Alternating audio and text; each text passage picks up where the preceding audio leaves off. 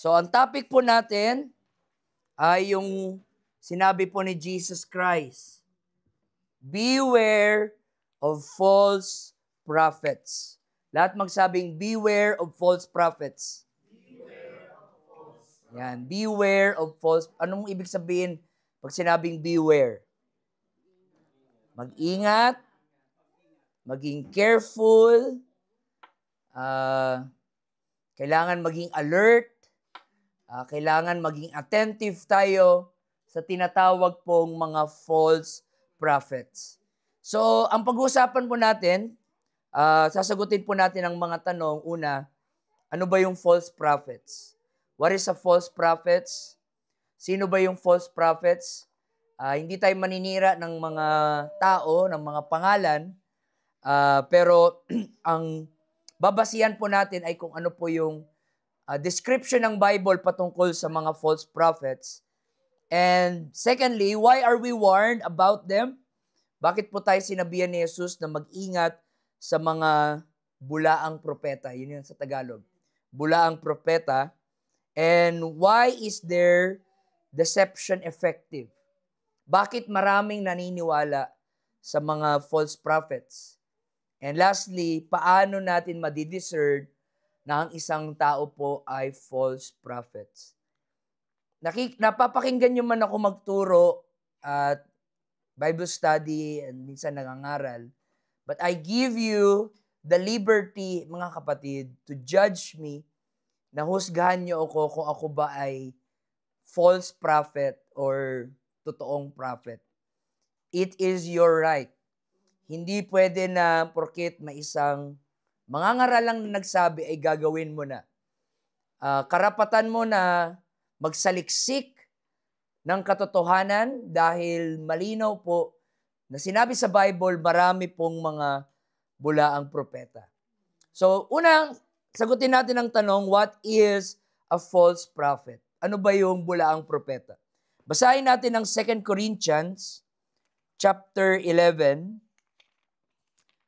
verse 13 to 15. Pakibasa po, Brother Alejandro. Sapagkat ang mga gayong tao ay mga bulaang apostol, mga mandarayang manggagawa na nagpapakunwaring mga apostol ni Kristo. At hindi katakataka sapagkat si Satanas man ay nagpapakunwaring anghel na kaliwanagan. Ayan. So, ano daw yung mga false prophet? Ang sabi doon sa binasa ni Brother Alejandro, ito yung mga nagpapanggap o mga nagkukunwari. Ano yung term na sinabi dyan sa verse 13? Ayan, mandaraya. So, pag sinabi nating false, sabihin, kunwari, mapagpanggap, mandaraya, at sinabi dito sa verse 14 na kahit si Satanas ay kaya niya ring magkunwari na anghel na liwanag. And no marvel, for Satan himself is transformed into an angel of light. So kahit si Satanas, mga kapatid, ay pwede pong magkunwari. Kaya wag po tayong maging madaling maniwala porket nakakakita siya ng anghel. No, may tao magsabi sa inyo na, alam mo kagabi may nakausap akong anghel. Sabi ng anghel na yun, gawin mo daw to, gawin mo daw to. It's dangerous just to obey it because of may angel na nagpakita. And to be frank, ang history po ng tinatawag nating Mormonism na group, and I believe marami yun dito sa New Zealand, ang founder po niyan ay si Joseph Smith, at lahat ng mga doktrina na itinuturo ni Joseph Smith ay tinuturo niya dahil may anghel na nagpapakita sa kanya gabi-gabi, at ito yung mga itinuro nung anghel na yon. Now, kung ikaw ay walang alam sa salita ng Diyos, madali kang maniniwala at sasabihin mo, ay, totoong lingkod ng Diyos yan kasi anghel nakakausap niya . May ganyan bang pastor? Pero ano yung mga tinuro ng anghel kay Joseph Smith? Tinuro ng anghel kay Joseph Smith na ang kaligtasan lang ng mga babae ay nakadepende sa lalaki.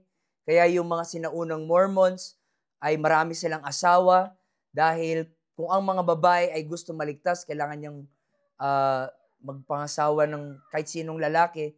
So yung mga lalaki ay maraming asawa, polygamy, dahil nga ang salvation ng babae nakadepende sa lalaki. May iba naman doon na si Jesus ay kapatid ni Lucifer na mga tinuturo doon sa Mormonism na tinuro ni Joseph Smith na tinuro ng anghel kay Joseph Smith. So wag po tayong maniwala agad na porket may nakausap ka ng anghel, ay yun na ang anghel ng Diyos.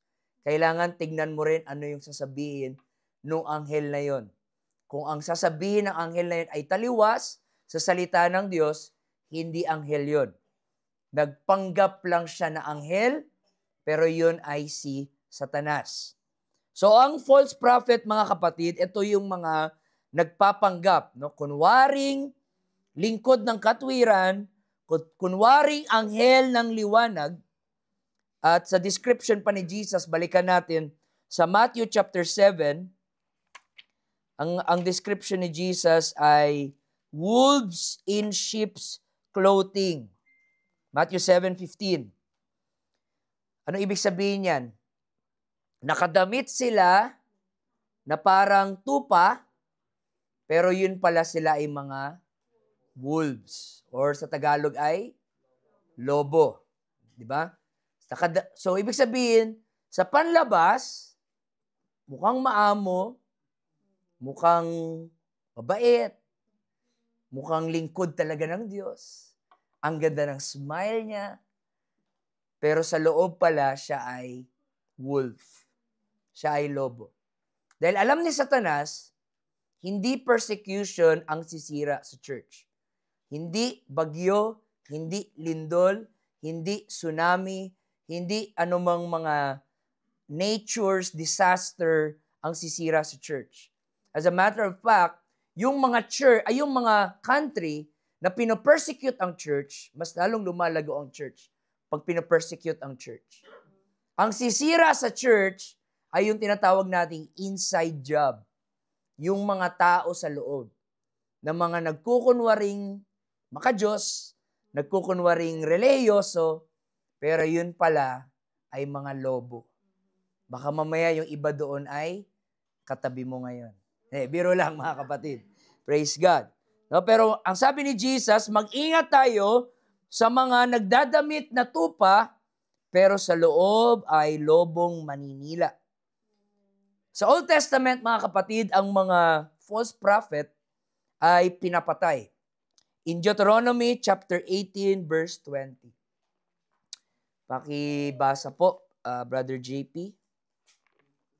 Deuteronomy chapter 18, verse 20.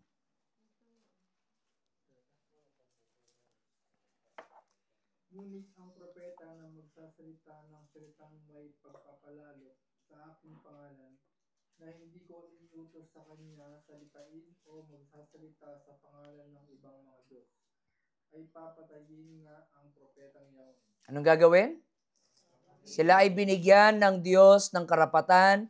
Pag may propeta na nagsasalita ng mga bagay na hindi ko naman sinabi, patayin niyo sila. Ganon kaseryoso ang Diyos pagdating sa kanyang salita.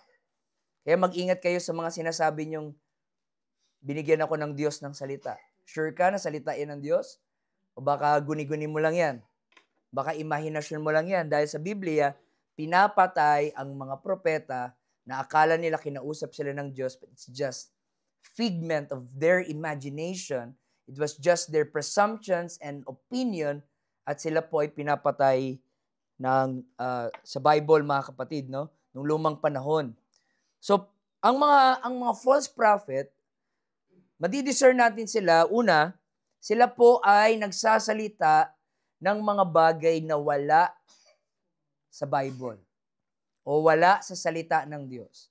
Kaya nga sa Bible study natin, siguro lunod na kayo sa dami nating verse Umaapaw yung mga verse after verse after verse, after Bible verse after Bible verse. Bakit ganun, Pastor? Upang ipakita ko sa inyo na ang sinasabi ko, hindi yung akin-akin lang. Hindi ko opinion, hindi ko assumption, hindi ko theory, hindi ko palagay, kundi lahat ng sinasabi ko ay nakasulat dito sa salita ng Diyos.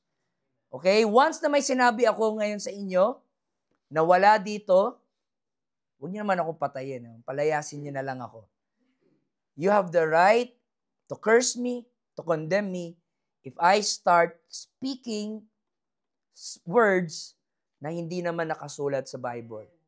Or nakasulat sa Bible pero tinitwist. No? Tinitwist. Binabalik ko yung salita ng Diyos.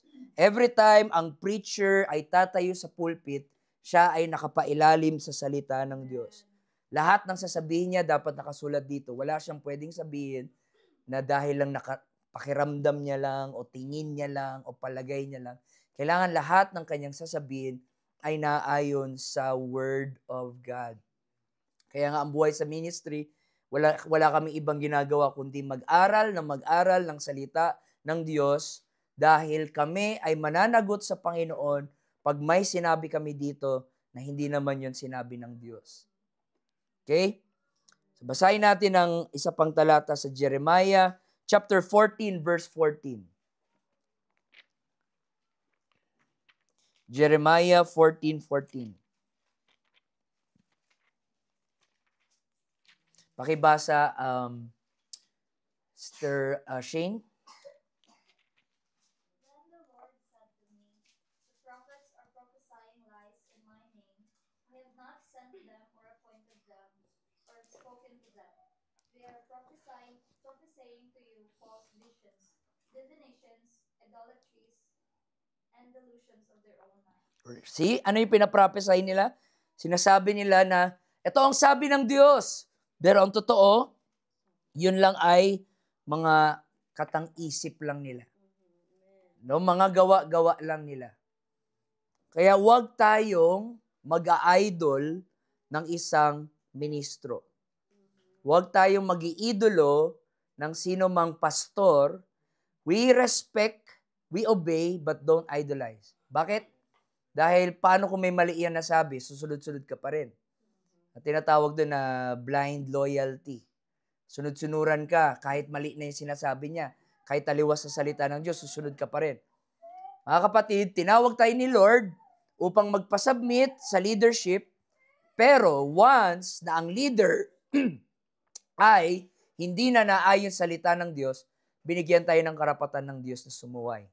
Sabi ni Peter, we rather obey God than man. Ang Diyos ang aming susundin at hindi ang tao. So, huwag kayong maghanap ng church na maganda yung kantahan. Huwag kayong maghanap ng church na maganda yung upuan. Huwag kayong maghanap ng church dahil magaling yung nangangaral. Ang hanapin nyo na church, ang church ba ito ay biblical? Nakasulat ba sa Bible ang kanilang mga pinagsasabi at kanilang mga ginagawa o marami silang mga extra dagdag na wala naman sa Word of God? Natutuwa ako nung nakaraan sa, ano yung kinainan natin? Manila Grill. And yung isa doon, in-invite ko mag-church. Yung isang waitress doon, sabi ko, sis, may church tayo, attend ka. Ang ganda ng una niyang tanong, sabi niya, biblical ba kayo, pastor? Yun agad ang sinabi niya, biblical ba daw? Sabi ko, Kristiyano ka, no? Kasi marunong eh. Ayun niya, Kristiyano daw siya, pero wala pa siyang na-attenan na church. So baka pwede niyong dalawin yon at invite natin, no, na maka-join sa atin. Pero Christian na siya doon sa Pinas, dito lang sa New Zealand wala siyang na-attenan. Pero makita ko na mature na siya na Christian dahil ang maganda yung tanong niya, agad ang una niyang tinanong, biblical ba? Ibig sabihin, yung relihiyon niyo ba ay nakabase sa salita ng Diyos? Yung mga sinasabi niyo ay nakasulat ba sa Bible? Now, in Matthew chapter 24, mababasa natin diyan na tinanong si Jesus ng mga disciples, Lord, in verse 3, Matthew 24:3, tinanong diyan si Jesus kung ano ang tanda ng huling mga araw. Ang unang, sinabi ng Panginoon na tanda ng huling araw ay pakibasa po, tatay. Pwede ikaw magbasa, tay? Matthew 24 verse 4 to 5. Amen. At sumagot si Jesus at sinabi sa kanila, mag-ingat kayo na huwag kayong mailigaw ni naman. Mhm. Verse 5. Sapagkat marami ang magsisiparito sa aking pangalan na mga nagsasabi, ako ang Kristo, at ililigaw ang marami. Ayun. Ganda ng boses mo, tayo, no? Parang pang pastor yung yung boses mo. Magpastor ka na eh. Anong sabi doon? Ang unang tanda, siguro ang ina-expect ng mga disciples, sabi ni Jesus, yung ilog magkulay dugo, and then yung mga bulalakaw, magbabagsakan, o kaya lilindol ng 9.5. Ang una agad sinabi ni Jesus, sa huling araw, mag-ingat kayo. Maraming mga manloloko. Maraming manloloko. At maraming ang magsasabi na sila daw si Kristo. Na sila ay si Jesus Christ. At alam niyo kung ano? Hindi sinabi ni Jesus at matatawa yung mga tao dahil sinabi niya siya si Jesus. Anong sabi dito ng Panginoon? At marami silang maaakay. Maraming maniniwala na sila ay si Jesus Christ. Marami na po mga kapatid ng mga nag-proclaim, no, from different part of the world na sila ay si Christ. But according sa National Geographic, napanood ko yung documentary, the most successful self-proclaimed Jesus Christ ay Pilipino.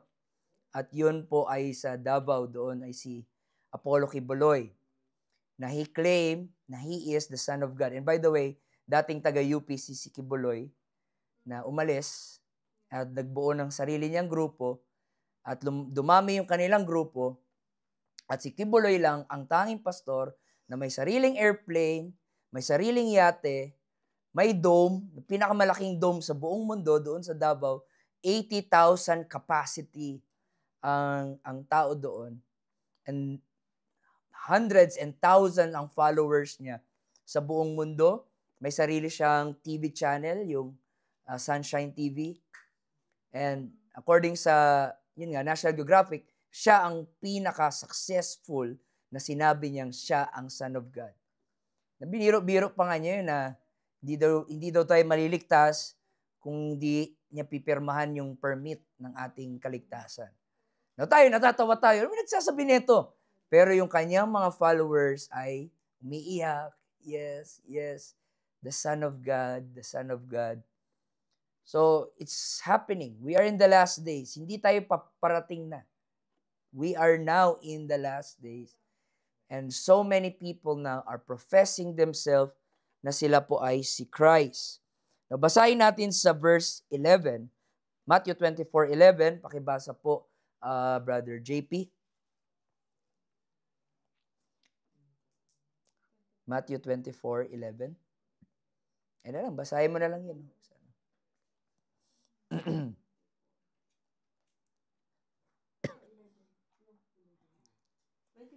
Yeah. Matthew 24:11. At magsisibangon ang maraming bulaang propeta at kanila ililigaw ang marami. Okay, marami ba daw maliligaw? Marami. Hindi konti. Hindi ilan. Hindi sinabi ng Bible na tatawanan sila ng mga tao. Hindi sinabi ng Bible na ibabash sila. Ang sabi ng Bible, sila ay marami pong maluloko.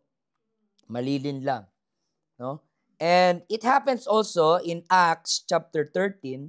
Let me give you an example na may dumating na false prophet sa New Testament. In Acts chapter 13, verse 6, mabasa po natin dyan, and when they had gone through the isle unto Paphos, they found a certain sorcerer, a false prophet, a Jew, at alam niyo anong binansag niya sa pangalan niya?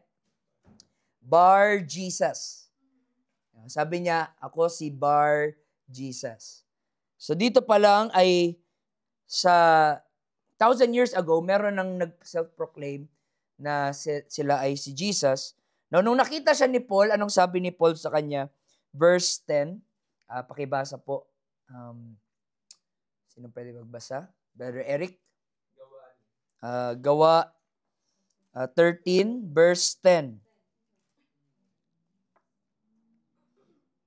10 to 11. Tingnan nyo anong sabi ni Pablo sa kanya. At nagsabi, ikaw na anak ng Diablo, kaaway ka ng lahat ng mabuting puno. Puno ka ng pandaraya at kasamaan. Hindi ka ba titigil sa pagbaluktot sa matuwid na landas ng Panginoon? Ngayon, kaparusahan ka niya, mabubulag ka at pansamantalang hindi ka makakita ng liwanag. Ayan. Sige, tuloy. Hindi nararamdaman ni Elimas na parang tinakpan ng maitim na ulap ang kanyang mga mata at siya ay naghanap ng mga taong aakay sa kanya. Amen. Kita nyo nangyari sa kanya? Bulang propeta siya, sabi niya pa, ang pangalan niya Bar Jesus. Ginamit niya yung pangalan na Jesus kasi maraming follower tong Jesus. So tinawag niya sarili niya Bar Jesus. Nakita siya ni Pablo, tinignan siya ni Pablo mata sa mata. Ano sabi ni Pablo? Anak ka ng demonyo. At sa araw na to ay bubulagin ka ng Diyos, may kita ka ng kadiliman. At yun, binulag siya ng Panginoon noong araw na yun. Na inalalayan siya ng mga tao pa uwi. Sinumpa siya ng Panginoon, mga kapatid. Na ang Panginoon mahabagin sa mga makasalanan, pero pag maging false prophet ka, hustisya ng Diyos ang matitikman mo dahil marami kang madadala. So ito yung example, mga kapatid. Another sabi ni Peter in 2 Peter chapter 2 verse 1, pakibasa po Ninang Analisa. Hindi lamang bula ang propeta, mga kapatid. Sabi pa dito, chapter 2 verse 1. Kaya sa Second Peter, no? 2 Peter chapter 2 verse 1.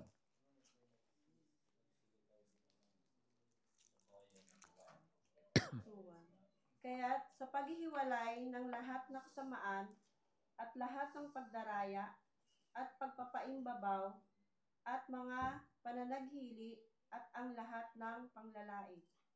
Babayan? 2 Peter chapter 2 verse 1. Mali.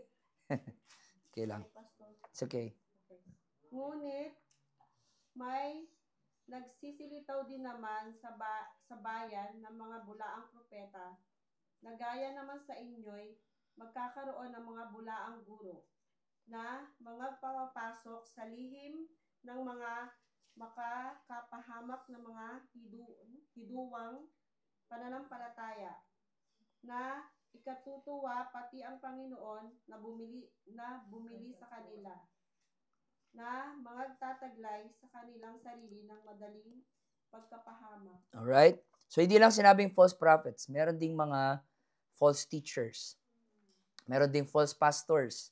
Meron ding false Christian. Meron ding false church. At yun po yung pagdarating ng huling araw, mga kapatid. So, pag tayo po ay makikinig na mga ngaral na ating pakikinggan, wag natin hanapin yung magaling. Wag natin hanapin yung magaling mag-English, malakas sumigaw, maganda yung boses na parang si tatay, o ano pang itsura na hinahanap natin. Ang hanapin natin yung totoong mga ngaral. Yung totoong lingkod ng Panginoon. Na maaring utal-utal, broken English, mali-mali, pero lahat ng kanyang sinasabi ay nakasulat sa Bible. Dahil itong mga false prophet na ito, hindi naman sila makakapanling lang, kundi sila magaling. Mga magagaling sila magsalita. Talagang maano yung isip mo, mga kapatid. No, maano yung mga dila, mga kapatid, mahuhusay, manalita, na madadala ka talaga habang nakikinig ka. Pero kung ikaw ay anchored ng salita ng Panginoon, hindi ka kayang linlangin ng mga bulaang propeta, bulaang pastor, bulaang guro, mga kapatid.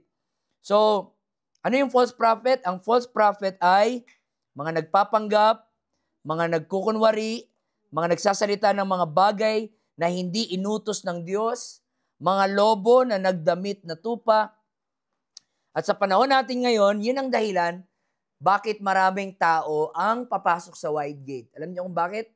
Dahil yung mga false prophet, pinagloloko sila. Sinabi ng false prophet sa kanila, ito ang narrow gate, ito ang papunta sa langit. Pumasok kayo dito. Kaya maraming nadala doon. Dahil yung mga false prophet, di rin lang yung mga tao na yung wide gate daw ang totoong gate. Pero dinaya lang pala nila yung signboard na nakasulat doon. Right? Wala namang tayong makitang simbahan o anong relihiyon na nagpo-promote ng impyerno. May nakita ba kayong simbahan na sali kayo dito at sure na may impyerno kayo? Pag kayo yung kaanib sa aming relihiyon, sigurado talagang impyerno tayo sama-sama. Thank you, Lord. Walang ganon. Pero anong gagawin nila is false promises, false assurance, pero yun pala, dadalhin ka sa impyerno. Hindi naman sila mag-advertise na impyerno eh. So, kailangan nilang dayain, maging false, upang mangligaw po ng mga tao, mga kapatid. Now, bakit tayo sinabihan ng Panginoon na dapat mag-ingat, no? The word here is beware. Yan lang yung sinabi ni Jesus na beware. Hindi na sinabing mag-ingat kayo sa lindol. Hindi na sinabing mag-ingat kayo sa bagyo. Sabi ni Jesus, mag-ingat kayo sa mga bulaang propeta. Basahin natin ang Revelation chapter 19, verse 20. Pakibasa po, Brother Ray. Revelation 19:20.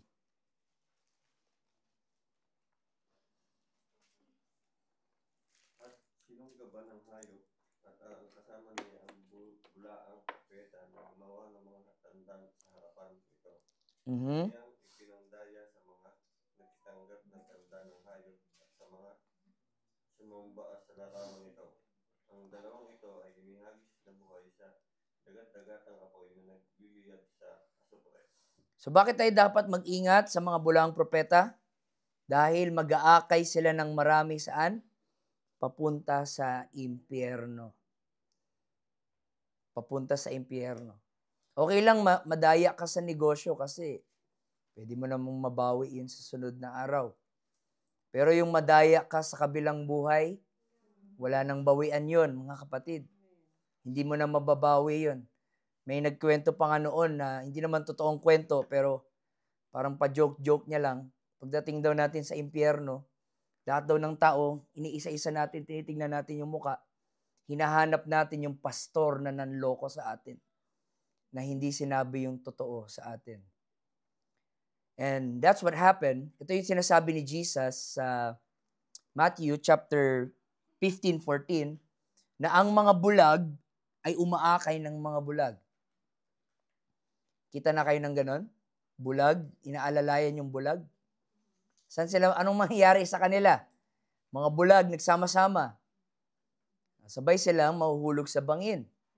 Ganon din ang ginagawa ng mga deceive na false prophets, mag-aakay ng mga deceive ng mga false Christians, pero sa dulo, pareho silang itapon sa impyerno. Pakibasa nga nun, Brother June. Mateo 15:14.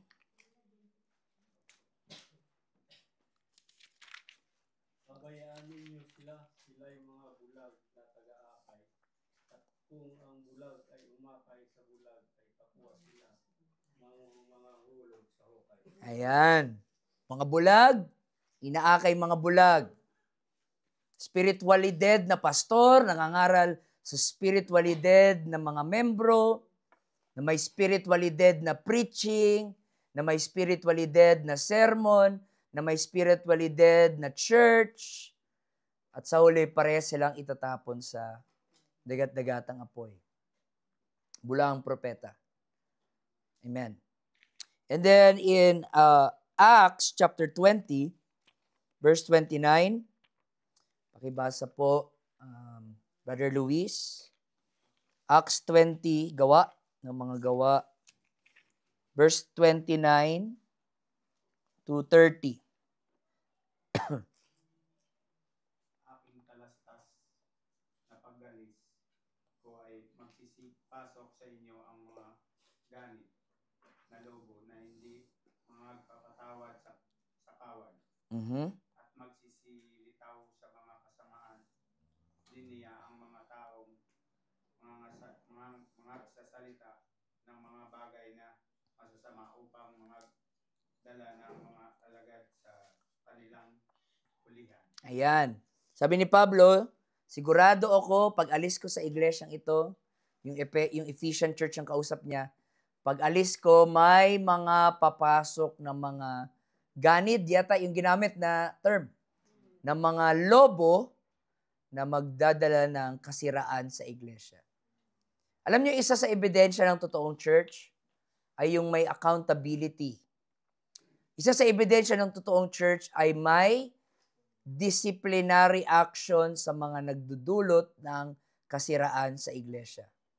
Mahal natin ang bawat isa at mabilis tayong magpatawad, pero it does not mean na hindi tayo magbibigay ng tinatawag na disciplinary action.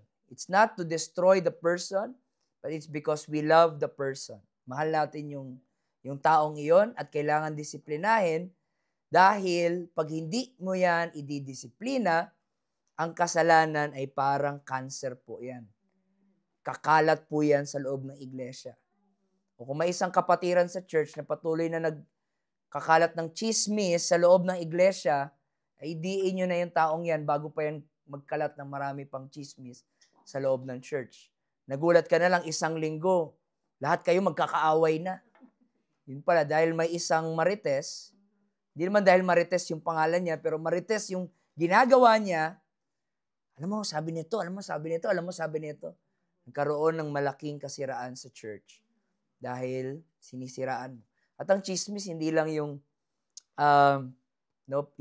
nagkakalat ka ng maling impormasyon, pero yung mga sensitive na mga bagay na hindi naman kailangan malaman ng marami, ay iano mo pa, mga kapatid, ine-expose mo pa.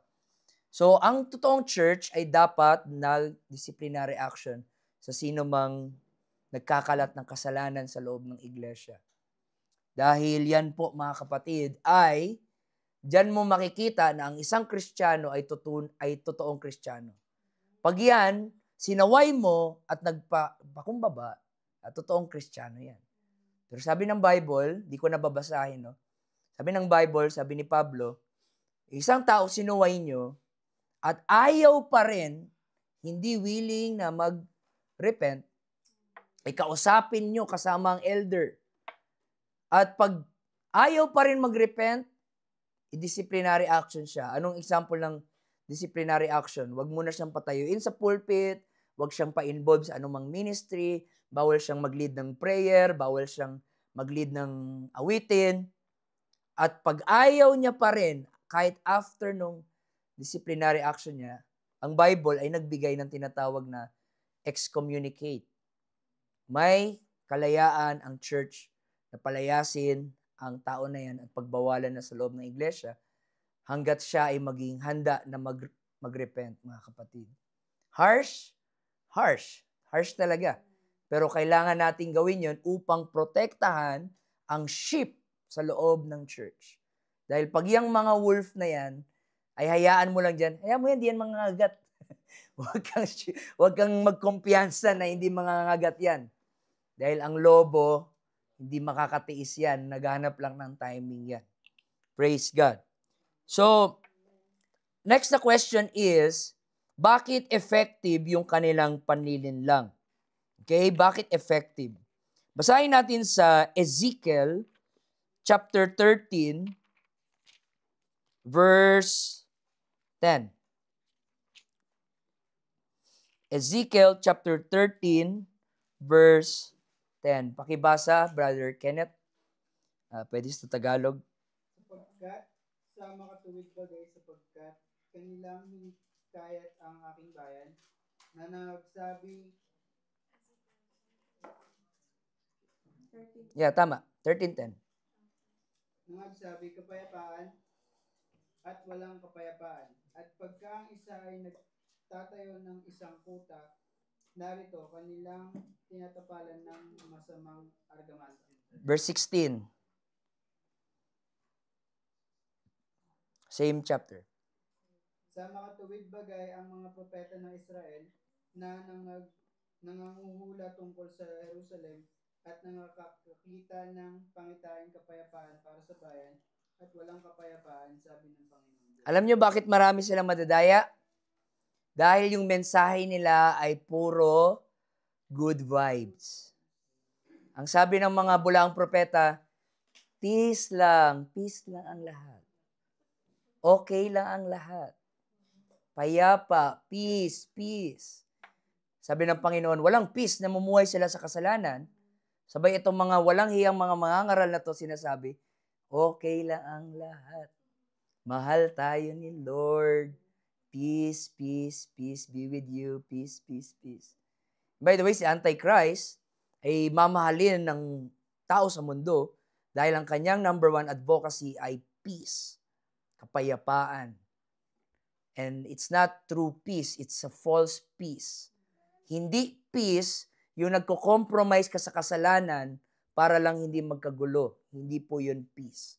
Ang totoong peace ay maging tama ka sa harapan ng Diyos, magsisi ka sa iyong kasalanan, doon yung totoong kapayapaan. Pero yung gawa ka ng kasalanan, pero gusto mo pa rin peace, peace, peace, hindi yung totoong peace. At dito nagalit ang Diyos, sabi ng Diyos, bakit kayo nangangaral ng peace? Walang peace ang Israel, mga sumasamba sila sa Diyos-Diyosan, mga backslider sila, mga immoral sila. Bakit kayo nangangaral ng peace? Hindi okay ang lahat. Kailangan yung mangaral ng pagsisisi. So, the reason why na effective ang mga false prophet, bakit po? Yung mga preaching nila ay mga soft message, cotton candy, junk foods, sugar-coated, watered down, para lang makakuha ng maraming influence. Ano yung mga preaching nila palagi? Puro laging motivation. Pagpasok mo sa church, ano yung preach nila? Anong pangarap mo? May pangarap ka? Bibigay yan ng Diyos. Magtiwala ka lang. Anong pangarap mo? Bibigay yan ng Panginoon. It does not matter kung anong estado mo sa buhay, anong kasalanan mo. Mahal ka ng Diyos. Hindi mo kailangan baguhin yan dahil unconditional ang pag-ibig ng Panginoon. Okay lang ang lahat. Red flag agad yon, mga kapatid.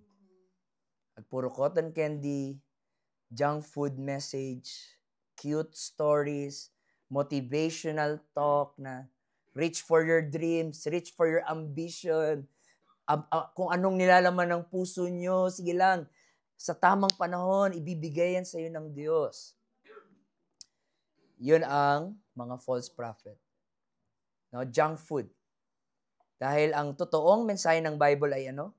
Makasalanan tayong lahat at yung kasalanan natin dadalhin tayo sa impyerno. Hindi tayo okay. Kailangan natin mag-repent, kailangan nating manampalataya kay Jesus dahil siya lang ang makakapagligtas sa atin. Yun ang gospel. Pero ano na ang gospel ng marami ngayon? Health, wealth, and prosperity. Pag maglingkod ka kay Jesus, yayaman ka. Magkakaroon ka ng maraming sasakyan dahil yan ay para sa glory ng Panginoon. Pag maglingkod ka kay Jesus, dadami ang blessing sa buhay mo. Kasi nasa kalooban ka ni Jesus. Samantalang yung mga disciples, pinagbubugbog, pinagpapatay, tinorture, si Peter pinako ng pabaliktad, si Paul pinugutan ng ulo, si Mark tinali yung dalawang paa niya sa magkabilang kabayo na iba yung takbo, punit yung kanyang buong katawan, pero mga tapat na lingkod ng Panginoon yun. Do they live in health, wealth, prosperity? No. They even suffer for their faith in God. Pero ang mga false prophet, bibigyan tayo ng mga false promise na sasabihin, basta na kay Lord ka, lagi lang happy. Basta na kay Lord ka, lagi lang may blessing. At ano nangyari? Pag walang blessing, pag nagkasakit, sinong sinisisi? Ang Panginoon. Kasi binigyan natin ang mga tao ng mga pangako ng Diyos na hindi naman yun ang pangako ng Diyos. Ang pangako ng Diyos ay ano? Eternal life. Saan? Sa langit, mga kapatid. Hindi dito sa mundo. Sa langit, doon ang eternal life. Walang kalungkutan doon, walang kamatayan doon. Pero dito sa mundo, kahit Kristiyano ka, marami pa rin problema at dadami pa nga yung problema. Dadami ang problema, mga kapatid. Pero ang pinagkaibahan na naglilingkod ka sa Panginoon, kahit maraming problema, nahanap mo na yung sagot sa iyong problema. At si Jesus Christ yung sagot sa lahat ng ating mga problema. Yun ang totoong mensahe ng Bible. Pero ang false prophet, cotton candy, junk foods. And naranasan ko na yan. Dati nagsimba ako sa isang church malapit sa aking condo. Hindi ko nasasabihin yung pangalan. Ang ganda siya na church, malaki siya, tapos yung kanilang church nasa underground. Pagdating mo doon, ang laki, ang ganda ng music, may mga sumasayaw-sayaw pa, ang ganda, laki ng ilaw, almost 3,000 ang seating capacity. At nung time na ng preaching, nangaral na yung pastor, nagbasa lang siya ng verse, pero alam niyo ang preaching niya, sa mga nagbabasketball, alam niyo to, ang preaching niya ay patungkol kay Dwayne Wade. Sabi niya, si Dwayne Wade, nung nag-retire siya, nagbigay siya ng charity. So ang sabi niya sa mga tao, gayahin natin si Dwayne Wade, gayahin natin si Dwayne Wade, gayahin natin si Dwayne Wade. Kaya pagka-altar call, di ko na rin tuloy alam gagawin ko. Tatawag ba ako kay Lord o kay Dwayne Wade? Puro kay Dwayne Wade. Walang Bible verse, walang pangalan ni Jesus. Sabi niya, gayahin natin si Dwayne Wade na matulungin sa mga tao. Sabi ko, baka di lang naghanda yung pastor, wala siyang ma-preach, kaya Dwayne Wade na lang ginamit niya. Pagbigyan natin ulit, umaten ulit ako pagkasunod na linggo. Ang sunod naman niya na preaching, may binasa lang din siya na verse, pero ang topic niya is about samurai. Sabi niya, dapat maging tulad tayo ng mga samurai na hanggang mamatay, hanggang lumaban hanggang sa uling buhay niya para lang sa karangalan ng kanilang bansa. Walang Jesus, walang Holy Ghost, walang repentance. So pray ako, Lord, gawin mo akong samurai. Gawin mo ako isang malakas na samurai. Dahil puro samurai. And then, sabi ko, huling simba ko na to. Pag ito, wala pa rin sa ayos yung preaching niya, alis na talaga ako. Isa naman yung preaching, patungkol naman sa pagkain ng gulay. Sabi niya, kain tayo ng ganitong gulay, kain tayo ng talong, ng carrots, ng radish. Tapos, meron pa siya illustration na ito yung mga health benefits pag kumain ng gulay. 3,000 na taong nakikinig sa kanya. Walang Bible, walang Jesus, walang preaching ng salvation, walang preaching ng repentance. Gulay ang pinipreach. Now, yung itsura ko doon, tumatawa, pero yung puso ko doon ay umiiyak. Ang daming tao na patuloy na nagsisimba, tas ganito yung kanilang naririnig. Paano na lang pagdating ng Judgment Day, tanungin sila ng Panginoon, anong sabihin nila? Si Dwayne Wade? Yung samurai? Yung gulay? Kaya maging thankful tayo na nasa Apostolic of Christ Church tayo. Na pinapangaral ang katotohanan at si Jesus lang ang itinataas, hindi si Dwayne Wade. Hindi naman tayo against sa pagkain ng gulay, pero pag nangaral tayo, hindi about gulay. About Jesus dapat ang ating ipipreach. So, bilisan ko na mga kapatid, no? Jeremiah chapter 8 verse 11. Sa panahon din ni Jeremiah, nangyari din ito. Sabi ni Jeremiah chapter 8 verse 11. Pwedeng pakibasa, Sister Ivy. Yeah, 8:11 ng Jeremiah. At sa kanilang pinanggaling ng kaunti ang sugat ng anak na babae ng aking bayan na sinasabi, kapayapaan, kapayapaan, gayon may walang kapayapaan. See, yun ang kanilang pinipreach. Kapayapaan, kapayapaan. Okay lang ang lahat. No? God is good. And kung ano mang katayuan mo ngayon. And nung time ni Jeremiah, may isa pang propeta doon na sobrang sikat. Ang pangalan ng propeta na yun ay si Hananiah. Si Hananiah ang paborito ng mga tao. Bakit lahat ng preaching niya ay kapayapaan? Puro positive message lang, puro nakaka-encourage, puro comfort.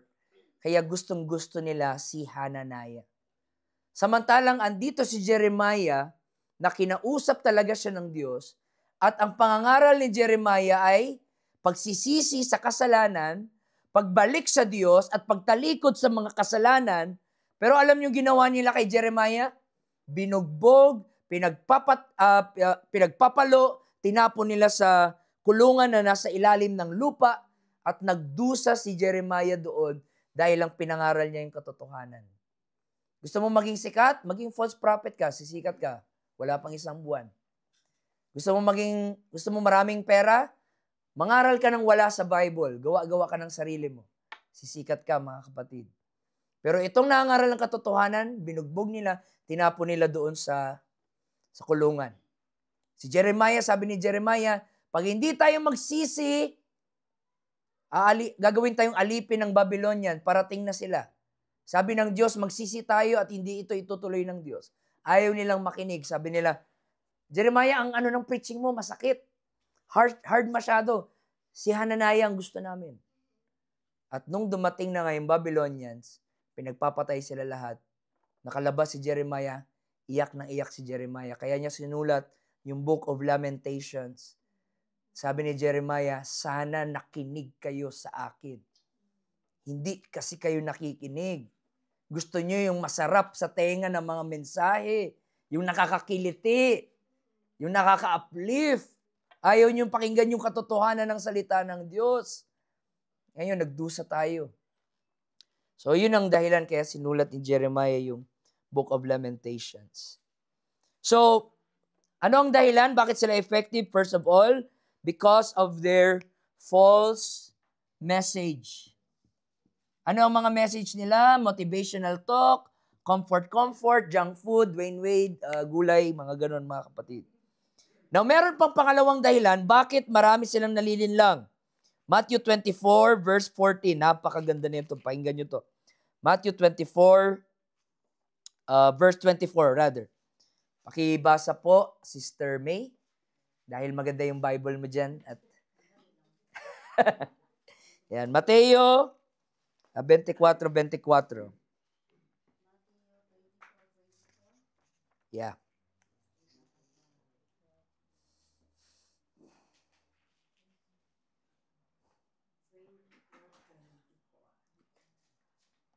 At lumapit naman ang tumanggap ng isang talento at sinabi, Panginoon, 24 ba yan? 24. Yan. Sige lang.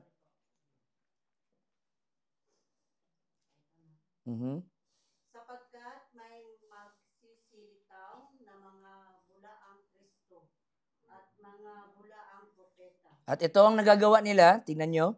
at mga papakita ng mga dakilang tanda at mga kababalaghan, ano pat ililigaw kung maaari pati ang mga hirang. Kita nyo yun? Bakit marami silang manilinlang? Dahil marami silang nagagawang milagro. Mga kamanghamanghang mga bagay na pag nakita mo, parang maramdaman mo na may kapangyarihan talaga siya ng Diyos. Kaya't marami manilinlang. Alam niyo ang false prophet, kaya nilang mag-pray sa'yo, may sakit ka, gagaling ka. Kaya nilang mag-perform ng miracles, signs, and wonders. Yung mga nakikita nyo na pastor na nakapila yung mga membro niya, tapos isang ganun lang, tumbahan yung mga tao. Totoo yun. Natumba talaga sila. Bakit sila natumba? Kapangyarihan ng demonyo. It's the power of Satan behind it. Kaya may iba, hinawakan lang ng pastor, nanginginig. Gumugulong-gulong-gulong, mga kapatid. Ganun-ganun lang ng panyo, talsikan yung mga tao. Sabi, the power of God. Wow, the power of God. Pero yung kanilang preaching, wala sa Bible. Puro lang focus sa himala ng miracles, signs, and wonders. Na bakit nila kaya gawin yan? Basahin natin ang 2 Thessalonians chapter 2, verse 9 to 10. Sino pang hindi nakabasa? Donel? Brother Donel. 2 Thessalonians 2, verse 9 to 10. Basahin mo. Na siyang tatanggap ng kaparusahan na walang hanggang kapahamakan mula sa harapan ng Panginoon Verse 10. Pagkapaparito siya upang luwalhatiin sa kanyang mga banal at upang siya'y maging kahanga-hanga sa lahat ng mga Tama ba yan? Tama ba? Parang iba yata yan. Check mo daw, IB, baka ano. May bulaang propeta dito. Biro lang. 2 Thessalonians 2, verse 9. siya na ang kanyang pagparito ay ayon sa paggawa ni Satanas na may buong kapangyarihan at mga tanda at mga kahanga-hangang kasinungalingan. O, kita nyo, si Satanas ay kayang gumawa ng himala. Kayang gumawa ng mga tanda. Kaya ni Satanas gumawa ng mga amazing things. And then verse 10. At may buong daya ng kalikuan sa nangapapahamak sapagkat hindi nila tinanggap ang pag-ibig sa katotohanan upang sila'y mga ligtas. Yan. Anong pinaka-problema nila? Hindi nila mahal ang katotohanan. Gusto lang nila palagi ng mga himala. Gusto nila makita yung lumulutang na pastor habang nangangaral. Gusto nila ng katulad ni Brother William Branham na habang nangangaral may nakikitang halo dito. Nakita yun sa video na may halo dito sa kanyang ulo. Na tuwing siya ay nanalangin sa mga pilay, truck ng mga wheelchair ang natatapon dahil nakakalakad yung mga pilay, nabubuhay yung mga patay. Pero anong tinuro ni William Branham? Na yung prutas doon na kinain ni Eva sa Garden of Eden ay sexual organ ng ahas at hindi literal na prutas. Yun yung doctrine ng serpent seed. Kaya yun yung tinuro niya. So, kahit kaya niyang gumawa ng mga miracles, sabi dito, wala silang pagmamahal sa katotohanan. Na yun ang magliligtas sa kanila. Pwede ka naman makagawa ng himala, pero impyerno ka pa rin. Pwede ka namang pagalingin ng Diyos, makakita tayo dito ngayon ng mga himala, pero ang tanong, ligtas ba? Ang tanong, langit ba? Dahil maraming mga tao sa church, yun lang ang habol. Yung power. Lalo na dito sa New Zealand. Kausap ko si Pastor Andrew Quintanar. Marami sa mga Kiwi, ang hinahanap nila yung may mga supernatural power and miracles and signs and wonders. Na walang mali sa miracles, signs, and wonders, pero hindi dapat yon ang basis ng pananampalataya mo. Ang basis ng pananampalataya mo ay ang salita ng Diyos. Dahil ang totoong Kristiyano, ganito manalangin, Lord, naniniwala ako, pagagalingin mo ako.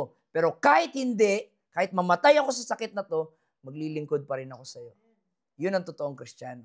Hindi ka nakabase sa mga miracles and signs and wonders. Kaya marami silang madideceive. Kasi pag maghawak sila, nagtatasikan yung mga tao. Kasi pag may gumanon sila ng panyo, nagliliparan, nagtutumbahan yung mga tao. Kaya yung mga tao maniniwala at talagang lingkod to ng Diyos. Pero ang hindi mo alam, kulto na pala yung pinasok mo. Anong ibig sabihin pag kulto? Ang kulto ay grupo ng mga tao na ang naitataas ay isang personality, hindi si Jesus. Ang naitataas yung kanilang founder, yung kanilang pinuno, at hindi ang Panginoon. Yun po mga kapatid ay kulto. So sabi ng Panginoon sa verse 11, 2 Thessalonians 2 verse 11, for this cause God shall send them strong delusion that they should believe alike. Imagine that, that's the judgment of God. Sabi ng Panginoon, ayaw nyo ng katotohanan, okay. Papadalhan ko kayo ng kasinungalingan na maniniwala kayo doon. Since you don't love the truth. Nakausap ko si Pastor Don Colos sa Pilipinas. Sinabi niya na sa kanyang ministry, marami siyang mga napag-pray na may mga sakit na gumaling. Pero sabi niya, inamin niya, majority, pastora, sa pinag-pray niya na may sakit na gumaling, wala na ngayon sa church, nag-backslide na. Bakit? Ang habol lang, yung blessing, yung miracle, pero pag gumaling na, di naman marunong sumunod sa salita ng Diyos. Gusto ko yung makaranas yung naglalakad sa tubig. Hindi mo nga gusto magpabautismo lalakad pa sa tubig. Baptism in Jesus' name nga, di mo masunod-sunod. Lumakad pa sa tubig ang hinahangad mo, mga kapatid. Praise God. So, effective ang false prophets dahil sa kanilang message at sa mga miracles. Kaya delikado maging obsessed dyan sa himala. Kasi even Satan is behind the enterprise ng mga false prophet, mga kapatid. John chapter 4, verse 48. Then Jesus said unto him, except ye see signs and wonders, you will not believe. So kahit si Jesus, nirebuke niya yung mga naka-base sa mga signs. Sabi ni Jesus, miracles lang naman ang habol nyo, hindi naman talaga ako gusto sambahin. We don't need miracle seeker, we need true worshipers. So ano mga example, mga kapatid, ng mga false doctrine nowadays? Prosperity gospel. Sa Amerika, merong grupo na tinatawag na God is gay. May LGBTQ church na ang Diyos ay lalaki, ang Diyos din ay babae, ang Diyos din ay bading, ang Diyos din ay tomboy, ang Diyos din ay transgender. And then 1 year after, nakidlatan yung iglesia na yun, mga kapatid, nasira sa sunog. And then marami na napoproduce ngayon sa Amerika na tinatawag na Queen James Bible. Hindi King James. Queen James. Sabihin, Bible para sa mga bading. Bible para sa mga LGBTQ+. So, marami mga bakla, ito ang gusto naming Jesus. Yung hindi kami sinasaway. Yung iniibig kami kung sino kami. May iba naman na Hyper Grace. May ibang grupo sa Pilipinas ngayon, marami, Yeshua. Na mali daw ang pagtawag kay Jesus. Ang Jesus daw ay American. Ang totoong pangalan ay Yeshua, yung pangalan sa Hebrew. So, kailangan natin bumalik doon sa mga gawaing mga Hebrew, mga kapatid. So, just a final statement, mga kapatid. Kung ikaw yung tao na ang hanap mo lang kay Lord, blessing. Ang hanap mo lang kay Lord ay miracles. Ang hanap mo lang kay Lord yung anong mabibigay niya sa'yo. Kayo ang market ng bulang-bulaang propeta. Kasi ang false prophet kayang bigyan kayo niyan. Blessing, motivation, miracles. Makukuha mo yan. Pero, pag naglilingkod ka sa Panginoon, not because of the blessings, kung naglilingkod ka sa Panginoon, not because of the miracles, pero naglilingkod ka sa Panginoon dahil mahal mo talaga ang Panginoon, then walang false prophet na kayang manloko sa atin kahit sino man. Amen? So tapusin ko na dahil sinisenyasan na ako ng asawa ko na ang tagal ko na. Praise God. Tayo po'y manalangin, mga kapatid. Father, Lord Jesus, nasa huling araw na kami, Panginoon. Napakadaming mga bulaang propeta sa mundong ito. Tulungan mo kami, O Lord, na hindi kami mauwi sa anumang panilin lang ng kaaway. Guard our hearts, guard our minds. We are thankful sa mga blessings. We are thankful for the miracles. We are thankful, Lord, sa mga provision mo. Pero hindi kami naglingkod para sa mga bagay na yun. We will pray like Job, even you slay me, yet I will trust in you. Kahit patayin mo ako, O Diyos, kahit hindi mo ibigay yung aking mga panalangin, paglilingkuran pa rin kita. Dahil ikaw ang tunay na Diyos at ikaw lang nagbibigay ng kahulugan sa aking buhay. I magnify you in Jesus' name. Amen. Amen.